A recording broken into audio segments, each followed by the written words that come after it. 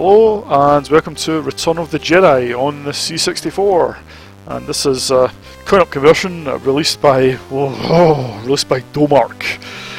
The name just strikes fear into the heart of any C64 owner back in the day. Like I said in my review of Vindicators, Domark didn't have the, with the occasional exception, they didn't really have the greatest track records on the C64. I can't speak for the other systems of the day. I haven't played quite as many games on them. But, right. So, I've already reviewed Star Wars and Empire Strikes Back, and sort of gave them a lukewarm thumbs up. Even though they were 3D vector graphics games, they were reasonably well done on the C64, bit jerky, but they were playable and pretty decent attempt to convert the coin-ops. This game is in fact not 3D, it's a scrolling isometric game. So here we are at the first stage, and we take control of Luke or Leia, I'm not quite sure which, and the idea is you've just got to fend off the other speeder bikes and get back to the Ewok village. You can fire if any of these speeder bikes are in front of you, but which isn't often, or you can try and guide them try and guide your speeder bike through the Ewok trap, and hopefully they'll finish off any bikes that are behind you. These they don't always work. They did on that occasion. You may notice the Ewoks are a little on the large side. It's a bit of a tricky one, I guess. Either we have small Ewoks that are really poorly defined, or we have larger ones that have much better definition. So the developers decided to go for the latter option. But yeah, as you'll see here, compared to the size of the speeder bike or a C3PO, the Ewoks are a little large, but they look pretty good otherwise. So here we are on the next stage, and we take control of Chewie in the Scout Walker, and the idea is to get to the Imperial base. Yeah, graphically it's pretty similar to the first stage there, but this also alternates between the Scout Walker stage and in the Millennium Falcon. And we're making our way towards the Death Star. It's a little jarring at first. I mean, I can understand what they're doing. The idea is that to make it more cinematic, it sort of flicks between the two. As it did in the film. But it is a little jarring at times. You're not expecting it to flick. Oh, what came with there? You can see the graphics are not great in this level. The Millennium Falcon looks like it's just made out of Lego. It looks terrible. The TIE Fighters don't even look like TIE Fighters. I couldn't even describe what they look like. The Scout Walker is a bit better on this level. It's nicely animated, even though it doesn't quite look like, it doesn't really resemble the animation or the walking style of the ones in the film. But I think it's otherwise well done. The background graphics are okay, but I'm not really too. Here's Han Solo. Yeah, it looks just like him. So we've blown up the bunker. Now we can get inside the Death Star, if we can get to it.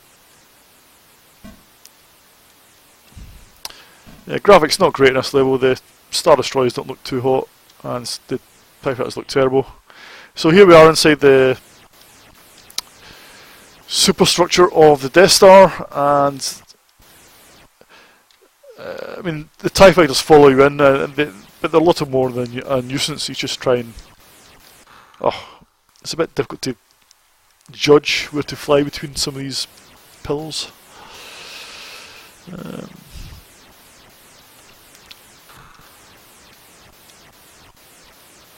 Yeah, the isometric perspective doesn't really work. I mean, I think it would have been better if it had been some sort of...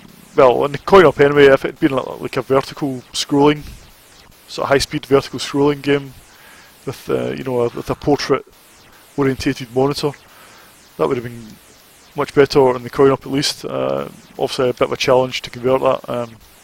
you'd have to maybe flip it to be horizontal, but it's possible, I suppose. Oh! The graphics again are pretty naff in this level. Bearing in mind this came out 89-ish. You know, it does look like a sort of lazy Commodore 16 sort of game.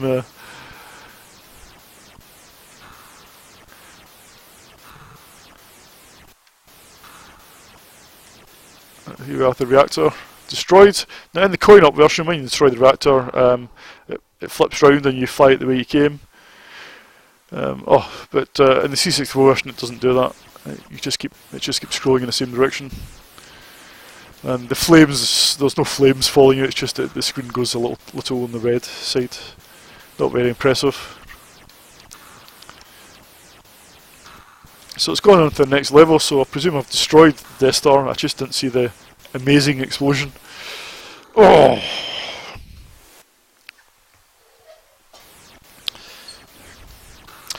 Yeah, so graphically the game is pretty, well, sort of ranges from sort of average to shit. The sound effects sound pretty similar to the ones we found in Beachhead back in sort of 83, 84. They're just rubbish. The music is actually, the jingles are pretty good. I think they're not bad at all. They're not amazing, but they add something. That tune on the title page isn't great.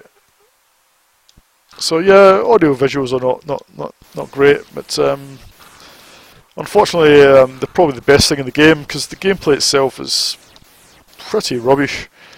I mean, it's not really a fault of the conversion. I think the coin-op itself the gameplay was, you know, pretty poor, and well, this is just a sort of, I suppose it's like Vindicators.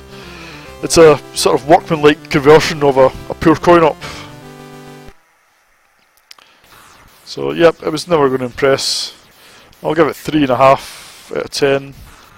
And I think that's me being pretty generous. I don't think it's terrible, but yeah, it's a below average game. There's about 10 minutes of gameplay here, then you've seen everything the game's got to offer. After that, you're just playing it for score. And okay, you could level the same criticism of the first two games, Star Wars and Empire Strikes Back, but those games were, even as a high score game, they still offered a reasonable amount of fun, and reasonably addictive. But this is just not addictive. It's not fun. It's not good. It's just, yeah, it's just not worth playing. So yep, 3.5 out of 10 for Return of the Jedi. I can't really see me playing this again ever, and I recommend that you do the same. Right, see you in the next video.